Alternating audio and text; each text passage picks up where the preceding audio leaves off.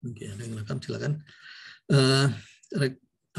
Definisi kesehatan dalam Undang-Undang Kesehatan yang terbaru, yang terakhir dulu juga ada sebelum ini, sebelum Undang-Undang Nomor 36 Tahun 2009 ini juga ada Undang-Undang Kesehatan, tapi itu sudah direvisi ya. Undang-Undang Kesehatan yang terakhir lah ini ya. Kesehatan itu adalah keadaan sehat, baik secara fisik, mental, spiritual, maupun sosial ya, yang memungkinkan setiap orang untuk hidup produktif secara sosial dan juga tentunya ekonomis. Jadi susah nih jadi dokter nih sekarang ya. Kita nggak hanya ngurusin fisik, mental, spiritual gitu. Sosial lagi, aduh capek deh gitu ya. Tapi ya itu kenyataan yang harus kita harus hadapi. Jadi tantangan dunia kedokteran itu juga semakin berat memang. Semakin kita, bukan artinya kalau nggak siap kita tarik diri, ya janganlah, rugi. Anda sekarang semester berapa? Dan saya yakin 99%, 99,9% gitu ya, semua pengen jadi dokter. Paling 0,1% atau 0,01% yang dipaksa orang tua kali atau siapa gitu ya. Tapi nggak apa-apa, nikmati aja. Banyak keuntungan, tapi itu bukan keuntungan dari segi materi saja ya. Ya, kalau beruntung tuh secara materi juga kita bisa beruntung, cuman dalam hal lain ya, seperti dalam hal yang saya jalani sekarang, menolong orang itu memberi kebahagiaan yang nggak bisa kita nilai secara materi juga. Itu bukan muluk-muluk ya, tapi ya emang nanti mudah-mudahan kita semua dapat merasakannya. Karena gini, sekarang pasiennya baca Google gitu ya, tanya profesor Google atau entah dari mana-mana lah dia dapat itu, dan dia tanya ke kita, tapi saya baca begini dok. Nah, itu kita juga harus siap ya. Jadi kita harus bisa mampu berkomunikasi dengan baik dengan pasien, dengan keluarganya, dengan pihak-pihak lain ya, profesi lain. Nah, itu kan kita nggak belajar secara khusus itu di fakultas kedokteran kita yang tercinta ini ya. Kalau sekarang mungkin ada yang beri tentang komunikasi, tapi pelatihan secara terstruktur, secara intensif itu mungkin belum ya. Oke, balik lagi ke topik kita. Kesehatan itu juga kita sudah sama-sama tahu itu dasar dari diakuinya derajat kemanusiaan. Kenapa? Karena kalau tanpa kesehatan, seorang tidak akan mampu memperoleh hak-hak lainnya. Contohnya yang sekarang ini aja lah, kena COVID gitu ya, masuk ruang isolasi, bisa kerja? Enggak. Ya. Dan banyak lagi ya kita bisa lihat sendiri. Kemudian kesehatan ini juga adalah salah satu ukuran selain tingkat pendidikan dan ekonomi yang menentukan mutu dari sumber daya manusia. Jadi penentu dari Human Development Index. Nah, tadi jalannya.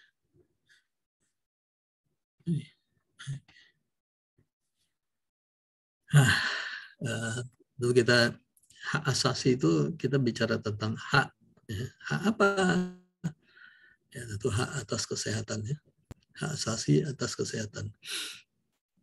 Cuman perlu diketahui, hak atas kesehatan itu tidaklah sama dengan hak untuk sehat. Gitu ya.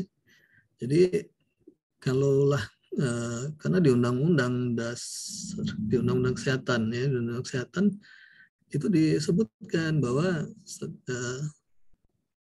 semua warga, ya, persisnya nanti kita lihat teksnya, semua warga negara itu berhak untuk sehat gitu ya. Jadi sehat itu adalah hak gitu ya. Jadi siapa yang harus memenuhi hak itu? Tentunya sulit ya, karena kesehatan itu kan nggak bisa dijamin oleh negara. Kenapa? Karena banyak faktor lain ya yang berada di luar kendali negara. Jadi yang ya, seperti misalnya ya kita sudah tahu juga ya, lingkungan sosial dan ekonomi kita, lingkungan fisik, dan juga karakteristik perilaku individu ya, mau divaksin nggak mau divaksin gitu ya, percaya adanya COVID sehingga melakukan tindakan pencegahan, atau nggak percaya udah kita hajar aja, itu nggak ada itu corona itu ya beresiko untuk terkena baik dirinya, keluarga maupun orang yang kontak dengan dia. Jadi yang dimaksud dengan hak atas kesehatan itu adalah hak atas pemenuhan berbagai fasilitas, ya, terpenuhinya, tersedianya fasilitas kesehatan, tersedianya layanan kesehatan, dan terciptanya kondisi yang penting bagi terrealisasinya standar kesehatan memadai dan terjangkau. Di dalam salah satunya ini yang poin pentingnya adalah ada standar yang memadai, ya, memadai. Kenapa dibilang memadai? Karena kalau standar antara Indonesia dengan negara tetangga kita beda, ya. Sedang di Indonesia, di kota besar dengan di daerah terpencil juga berbeda. Dan yang penting juga terjangkau, ya. Ini juga isu yang semakin mengemuka ya sekarang, masalah keterjangkauan. Terjangkau dalam hal apa? Nggak hanya dalam biaya ya, tapi juga dalam hal akses. Udah lihatlah kita ya, mau ke puskesmas atau mau kemana, mesti ditandu pakai sarung, waduh sampai kepala desanya mencak-mencak gitu ya, karena viral. Nah, itu hal keterjangkauan. Dan diharapkan di sini adalah pemberdayaan kesehatan itu pemerintah maupun pejabat publik dapat membuat kebijakan dan rencana kerja yang mengarah pada tersedia dan terjangkaunya sarana pelayanan kesehatan untuk semua dalam waktu yang segera gitu ya.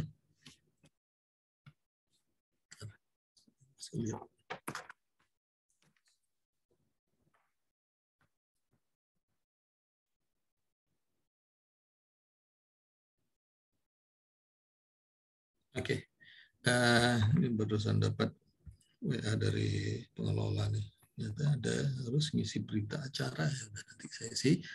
Tapi sekali lagi tolong diaktifkan ya. Ntar saya mau lihat nih berapa orang tuh. Izin ke kamar mandi, Dok.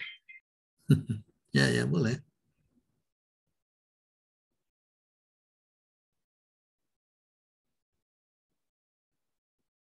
Boleh ya, saya lihat dulu. Slide-nya cuma sedikit. Uni Fatima ke kamar mandi.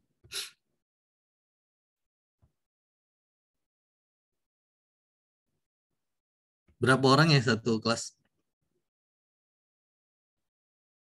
Halo? Satu kelas berapa orang?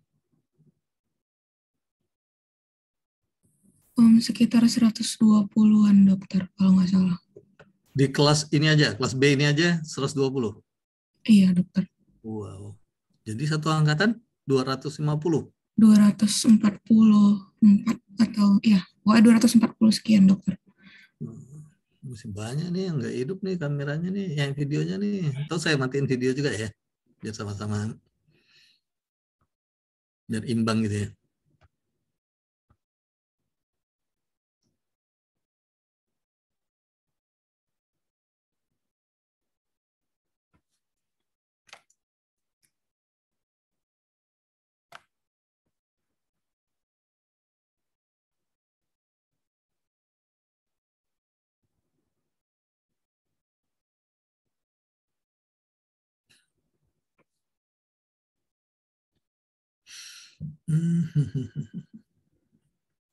Ya udahlah.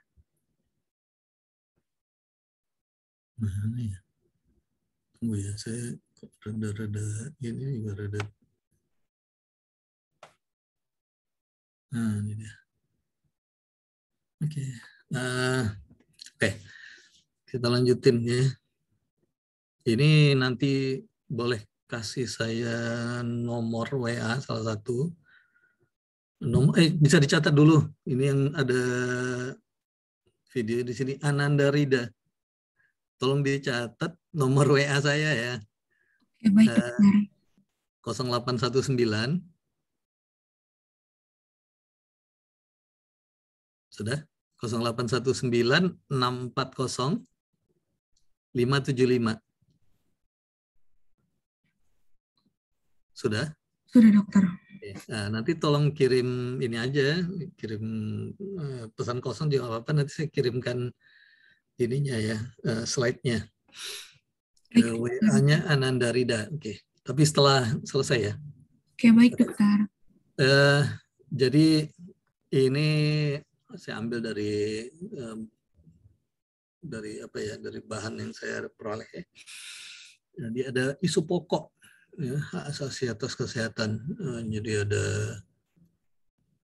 4 atau 5 tuh ya. Ini yang pertama. Yang pertama hak ibu, anak, dan kesehatan reproduksi. Ini ada rinciannya di bawah. Nanti bisa dibaca ya. Dan ini kaitannya nanti dengan apakah hak itu terpenuhi belum di Indonesia. Jadi ada sasaran pembelajaran, tujuan pembelajaran itu tentang pelanggaran hak asasi dalam bidang kesehatan. Menarik sekali sih, tapi waktunya nggak cukup ya. Jadi nanti kita bisa apa ya? Bisa sambil baca-baca, bisa pikirkan ini udah terpenuhi belum ya. Misalnya menurunkan angka kematian bayi dan anak balita dan juga ibu ya tentunya ya. Indonesia itu angka kematiannya masih lumayan tinggi, kalau nggak salah terakhir saya masih di atas 300 per 100.000 penduduk untuk kematian ibu ya, ibu hamil dan melahirkan atau ibu hamil saja atau melahirkan saja gitu ya. Dan itu angka itu jauh lebih tinggi sejak saya PTT mungkin sekitar tahun 90-an awal dulu dibanding dengan Vietnam. Jadi Vietnam itu saya SMA sekitar tahun 80-an. Itu 80-an pertengahan ya. Itu Vietnam itu masih perang loh. Jadi dalam waktu nggak sampai 10 tahun setelah mereka selesai perang, mereka kan dulu penduduknya ngungsinya salah satunya ke Pulau Galang gitu ya. Dari situlah datang itu Monza itu ya. Jadi bagian bekas itu diselundupkan, diselundupkan, masuklah ke daerah Mongoonsidi, dijual di daerah Mongoonsidi itu, makanya namanya Monza, Mongoonsidi Plaza. Ya, dalam 10 tahun angka kematian ibu di Vietnam itu sudah jauh lebih rendah pada Indonesia. Dan sampai sekarang ya ternyata mungkin di ASEAN ini kita masih juaranya lah soal tingginya, tapi itu bukan juara bagus ya, ya juara yang nggak bagus ya. Jadi mungkin nanti adik-adik lah yang bisa gitu ya mengejar ketertinggalan kita dalam hal tingkat taraf kesehatannya. Dia ada itu pokoknya ada hak ibu, anak, dan kesehatan reproduksi, juga hak atas lingkungan dan lingkungan ini lingkungan umum ya, dan juga tempat kerja yang sehat dan aman ya, lingkungan alam gitu maksudnya. Dan lingkungan kerja juga tentunya ya. Bisa dibaca ya, termasuklah dalam hal ini nanti mungkin ada yang tertarik ke pencegahan kecelakaan dan penyakit akibat kerja, atau kepada ke bidang lingkungan ya, seperti penyediaan air minum, sanitasi ya, pengendalian substansi yang berbahaya, mungkin juga industri. Saya juga pernah kerja di industri dulu ya. Perumahan ya, penyediaan makanan, nutrisi, yang mungkin nanti ada yang jadi menteri sosial mungkin, atau yang jadi menteri kesehatan, mudah-mudahan amin. Dan juga ini ya, pencegahan penyalahgunaan alkohol, tembakau, obat-obatan, substansi berbahaya lainnya, narkoba, nafza ya.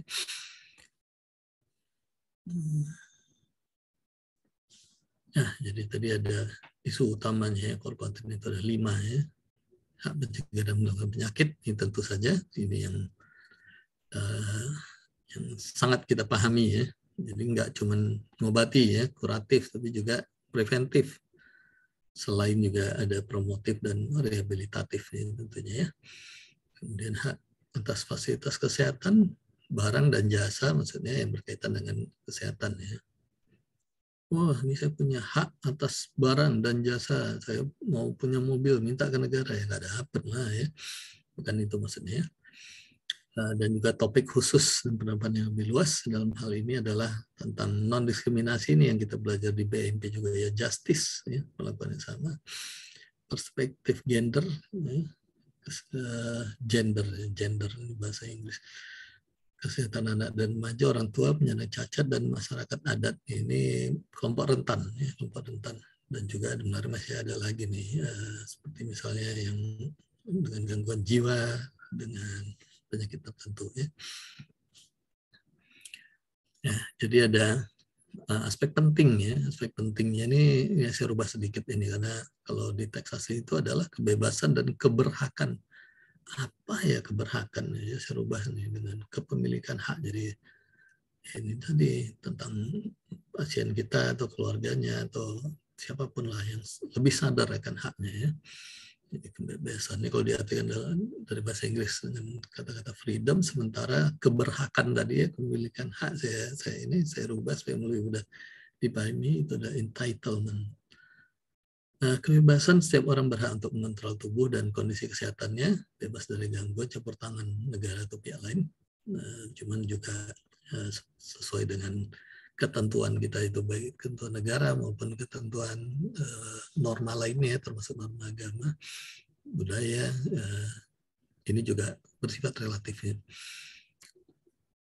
Dan tentang pemilikan hak itu, setiap orang berhak untuk mendapatkan layanan kesehatan yang tidak diskriminatif, menjunjung kesetaraan dan kesempatan yang sama. Lagi-lagi ya, justice. Kalau ini kebebasan lebih ke otonomi, ya. Ya, kaitannya ada aja, ya. Karena aku belajar BMP nggak keluar dari 4 modalnya, cuman itulah, ya, otonomi, justice, kemudian apa lagi, apa ya, kok saya lupa, ya, ya ada nanti deh.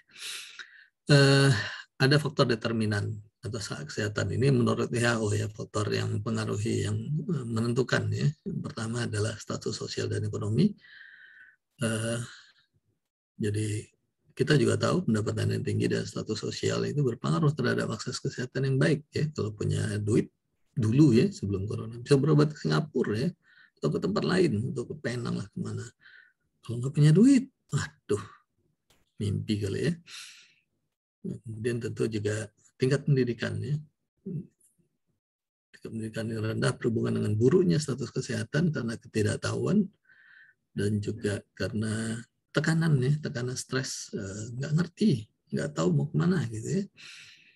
Dan juga tingkat kepercayaan diri yang rendah. Jadi kalau mau punya tingkat kepercayaan diri yang tinggi, belajar, gitu, ya, belajar, bukan punya ini punya itu, gitu, ya, punya ilmu, punya keterampilan.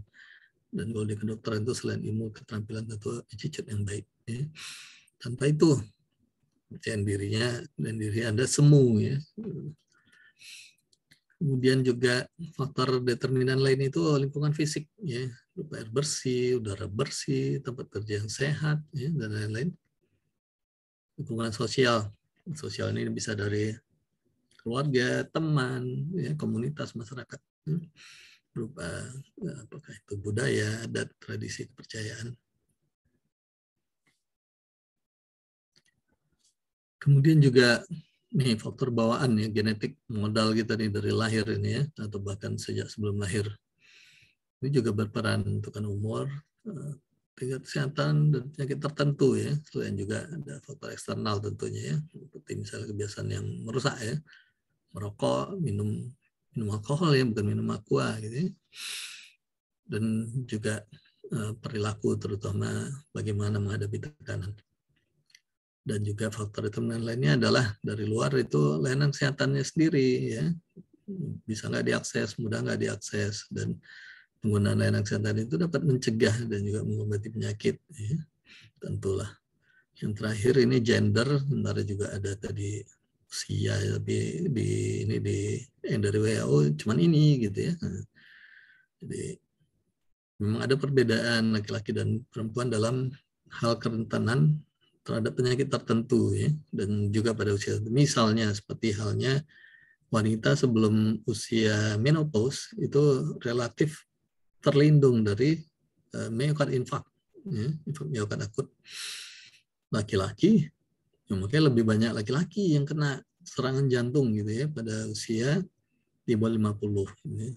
Tapi setelah menopause itu sama, ya, karena setelah menopause tidak ada estrogen, ya, tidak ada lagi estrogen, sementara estrogen itu punya efek berefek ya, efek protektif. Contoh aja. Ya, dasar hukum. Hak atas kesehatan ini sebagai hak asasi itu udah banyaklah yang ngatur itu ya. Internasional bisa kita lihat di sini. Ada satu lagi sebenarnya yang lupa saya cantumin, itu Declaration of Human Rights, itu udah dari sejak Perang Dunia itu ya. Itulah yang mengakhiri Perang Dunia, terbentuknya PBB dan bla bla bla. Dan ini yang lain-lainnya ya. ICE, RD, ICE, SCA, CEDAW. Ya, nanti silakan dibaca. Ya.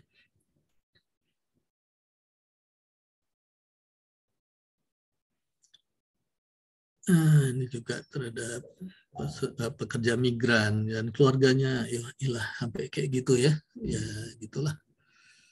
Mungkin ada pernyataan umum dari PBB ini ya, tahun 2000, dan juga yang terakhir inilah convention untuk kesepakatan tentang penderita kebutuhan khusus ya, mungkin kalau kita sebut sekarang ya, bukan cacat ya, disabilitas.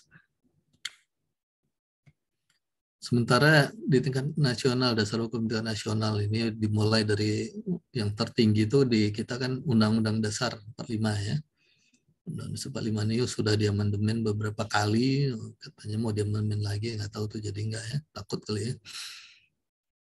Amandemen di mana kemarin tuh, di Guinea, berakhir dengan kudeta. Wadah.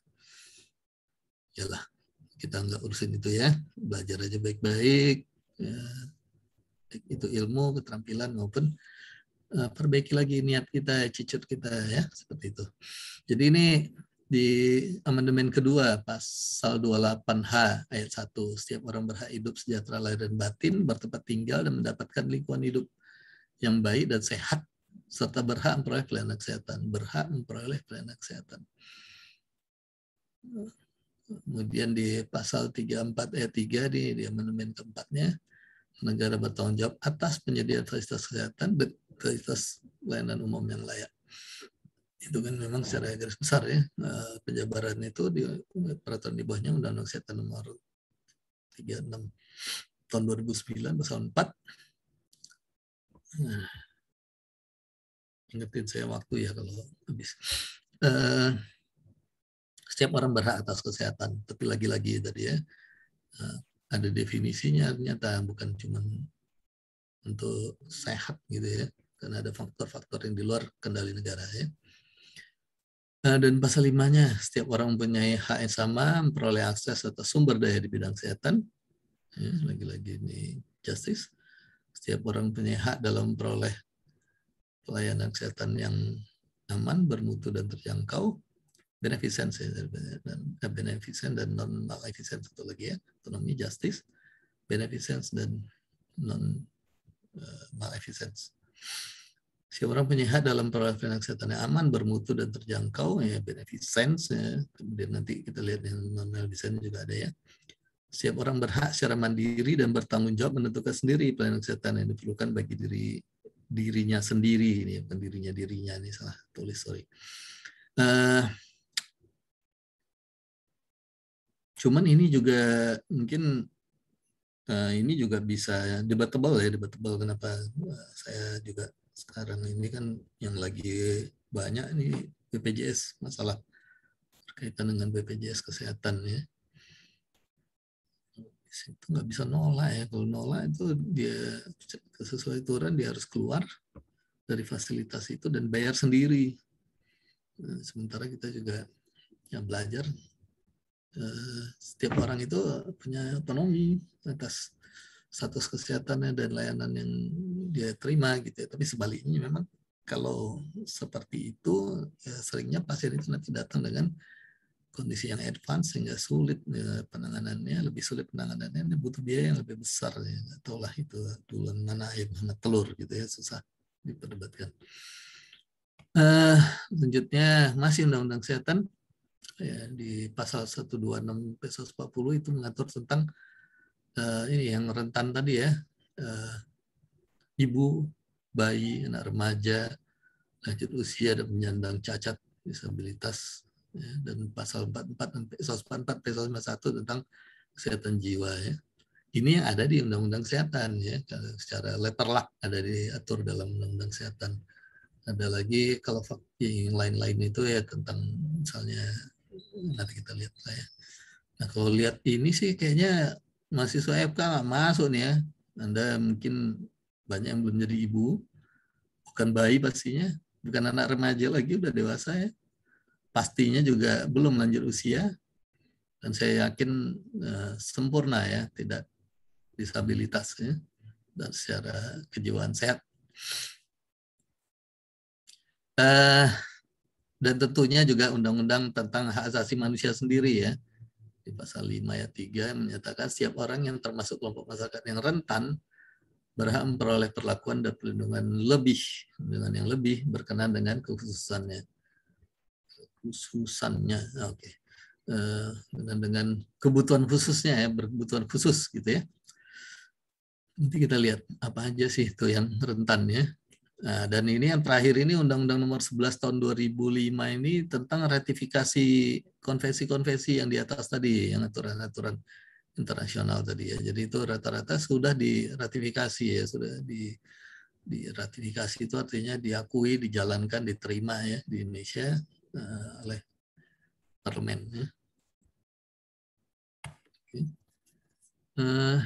Dan kita juga perlu tahu apa sih prinsip hak asasi atas kesehatan. Yang pertama adalah ketersediaan. Ya.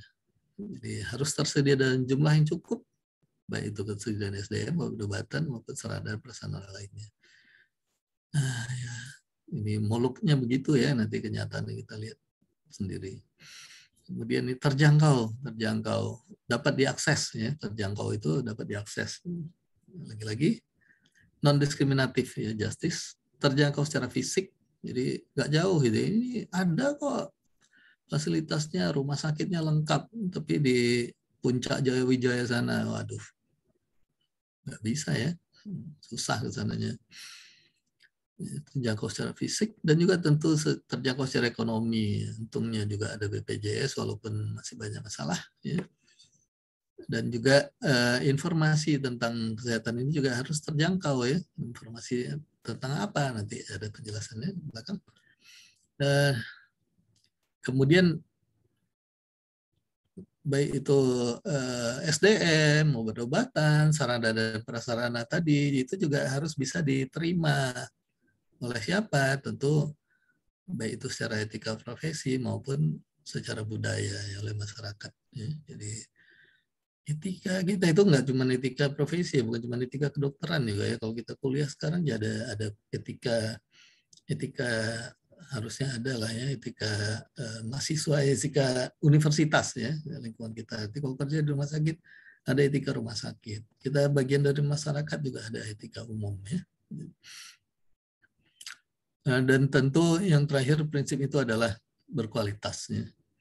Masyarakat berhak mendapatkan layanan kesehatan dengan kualitas terbaik ya. Ini terbaik ini juga lagi-lagi relatif ya. Terbaik di Medan masih ada yang lebih baik gitu ya. Atau sebaliknya ya, terbaik di daerah lain mungkin di sini sudah lebih baik. Yang meliputi obat-obatan, peralatan, teknik pelaksanaan layanan sendiri gitu ya. Jadi teknis pemberian layanan yang diberikan misalnya yang gampang ingat nih saya nih, sirkumsisi gitu yang dulu mungkin pakai bambu, sembilu gitu zaman orang tua saya, mungkin zaman saya itu udah pakai teknik guillotine. Kalau sekarang udah ada klem, nggak pakai sakit, bisa langsung pakai celana ya, misalnya seperti itulah ya. Dan tentu juga tenaga kesehatannya yang kompeten ya, berkualitas juga gitu ya. Nah, ini tadi prinsip keterjangkauannya, penjelasan tentang prinsip keterjangkauan tadi ya, dapat bisa diakses, mudah diakses. Ya. Pertama, non-diskriminatif ya, udah tahu lah ya. Tidak boleh ada diskriminasi karena jenis kelamin, ras, warna kulit, bahasa, agama, pandang politik, status kesehatan, dan latar belakang sosialnya. Bahkan dalam kondisi perang kita juga tetap wajib untuk menolong musuh kita gitu ya. Ya, musuh yang sakit. Jadi kalau kita sebagai tenaga kesehatan, musuh kita cedera atau sakit, ya tetap sebagai dokter kita wajib untuk menolong. Terjangkau juga secara fisik, ya bisa dijangkau dan aman untuk semua kelompok ya. Wah, di dasar jurang gitu turunnya pakai tali itu ya nggak bisa lah ya, nggak seperti itu. Jadi ya bisa dijangkau, accessible. Juga terjangkau secara ekonomi udah cukup jelas ya, terutama bagi yang nggak punya duit gitu ya. Dan ini juga keterjangkauan informasi mengenai apa, mengenai kesehatan itu sendiri, mengenai layanan kesehatan, hak dan kewajiban pasien. Jadi ke rumah sakit sekarang dipampangin itu hak dan kewajiban gitu. Kalau dulu diumpetin. Serta hal lainnya mudah untuk diperoleh. Ya. Masyarakat berhak mencari, menerima, dan memberitahukan informasi apapun terkait dengan kesehatan. Nanti ya, cuman tidak boleh dalam hal negatif juga ya. Jadi kalau memburukkan fasilitas kesehatan ya tetap aja bisa nanti kena pasal-pasal itu ya. Nah, ini sedikitlah tentang hubungan hak asasi manusia dan kesehatan ya, saling pengaruhi. Kenapa kita sudah tahu juga pelanggaran HAM itu bisa mengakibatkan gangguan kesehatan dan sebaliknya ya. Pelanggaran hak atas kesehatan ini adalah pelanggaran HAM gitu ya. Kalau kita lihat ini ada yang bikin ini ya. Apa namanya ini? Ya, diagram ya, diagram. Jadi saya pindah dulu nih. Oke. Ada 3 lingkaran ini ya. Lingkaran yang atas itu muncul akibat terlanggarnya hak atas kesehatan oleh praktik-praktik kekerasan, misalnya praktik tradisional yang berbahaya gitu ya, perbudakan dan kekerasan ya, itu dapat mengakibatkan keadaan sakit maupun gangguan kesehatan lainnya ya. Itu juga pelanggaran hak asasi manusia. Sementara lingkaran yang bawah kanan itu yang atasnya yang bawah kanan itu terjadi akibat tidak terpenuhi atau gagalnya pemerintah dalam memenuhi kewajiban ya.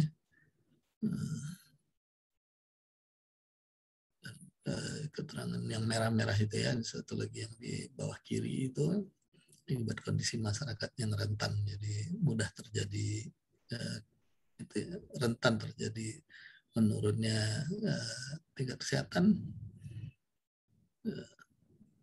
pada masyarakat yang rentannya. Oke, balik lagi.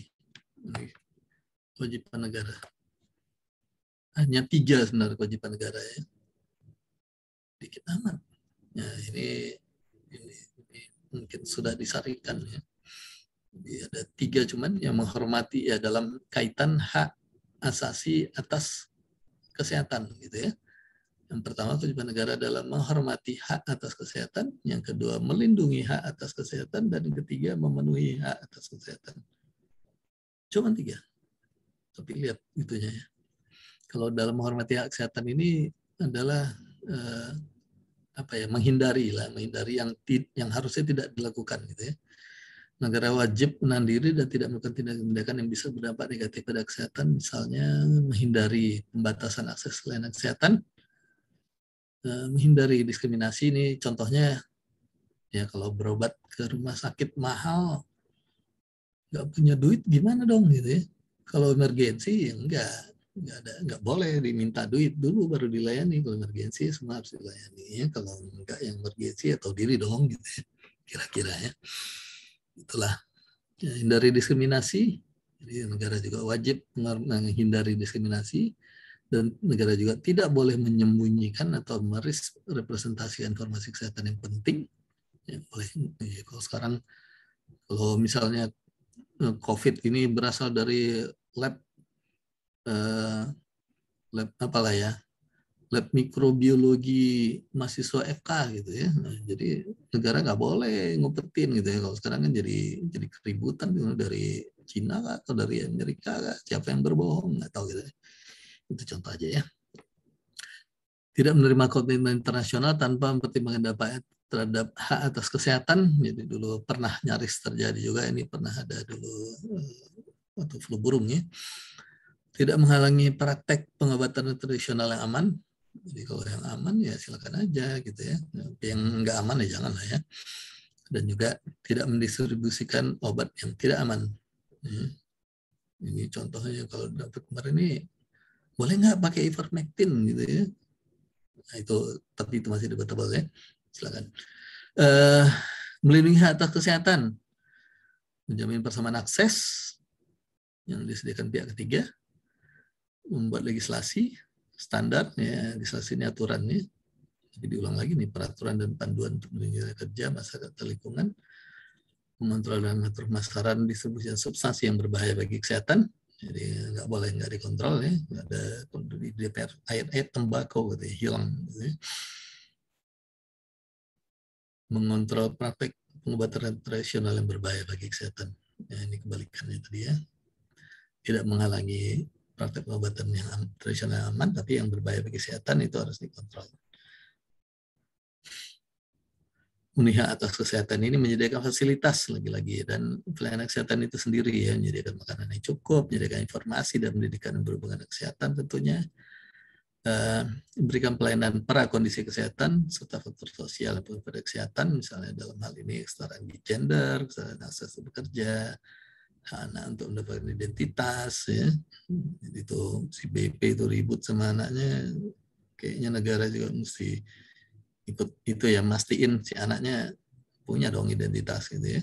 Nah ini contoh aja ya. Hak anak untuk mendapatkan pendidikan, bebas dari kekerasan, eksploitasi dan kejahatan seksual ya anak. Tapi ini nggak hanya anak ya, juga semua warga tentunya ya.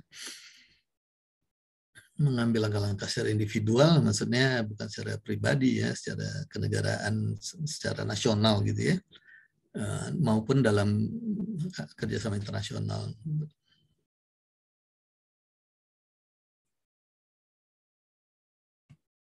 Nah, sampai kita di kesimpulan, ya udah dekat juga waktunya. Oke, indikator dipenuhinya hak atas kesehatan adalah adanya realisasi yang progresif ya, ada kemajuan ya, realisasi itu harus ada kemajuannya, jangan dari tahun 45 sampai tahun sekarang gitu-gitu aja gitu ya. Jangan ke tahun 45 ya, tahun 2000, 2021 ya tentu realisasinya harus semakin meningkat ya. Nah, itu tadi utang kita banyak ya. Angka kematian ibu, angka kematian balita, macam lah ya, nanti bisa pelajari di PH, jelas sekali itu. Di public health ya, di apa namanya, kesehatan komunitas ya sekarang ya.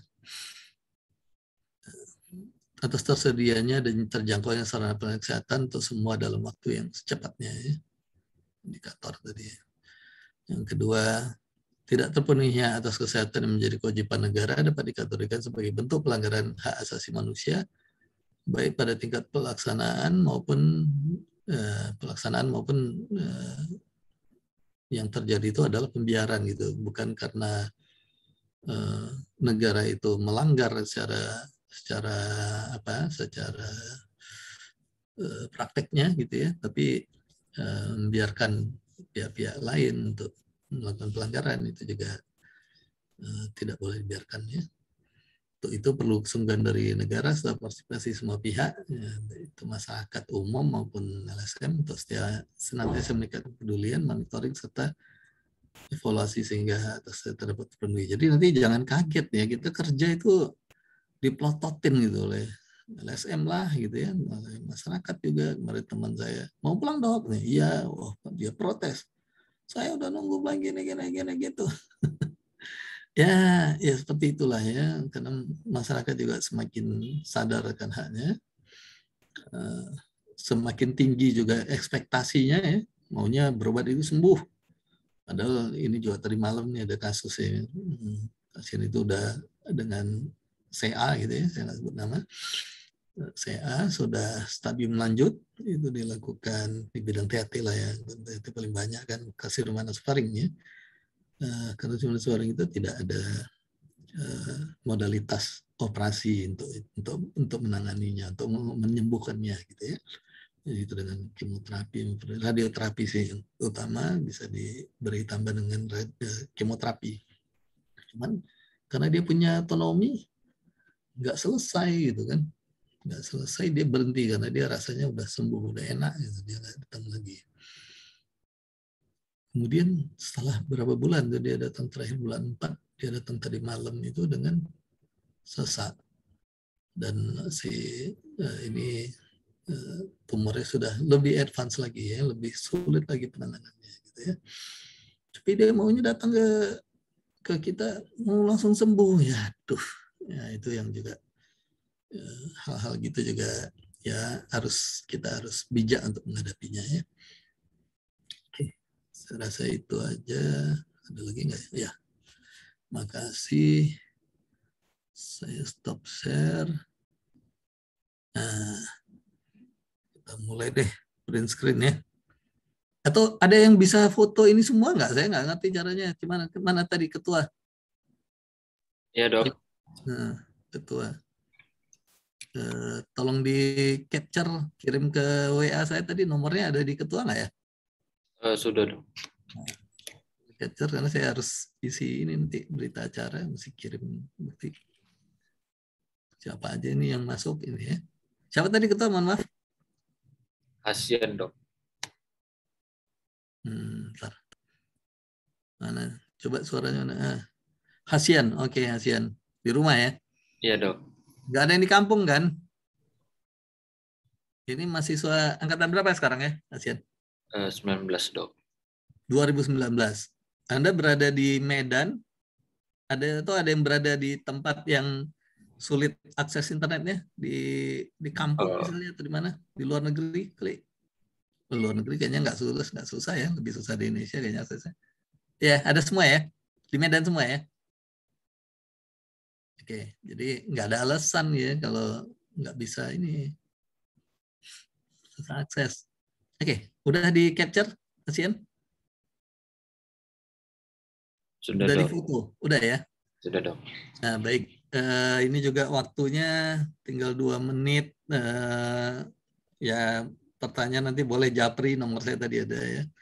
Tapi saya rasa nggak ini kali lah ya. Kita juga nggak, ya cukup tahu dulu lah ya. Jadi dalam pelayanan kesehatan itu ternyata ada kaitan dengan hak asasi manusia ya, dan itu hak dasar ya. Hak kesehatan itu, hak atas kesehatan itu hak dasar. Bukan hak untuk sehat saja ya, beda dengan hak untuk sehatnya. Oke, saya rasa itu aja. Terima kasih. Nanti mudah-mudahan lain waktu kita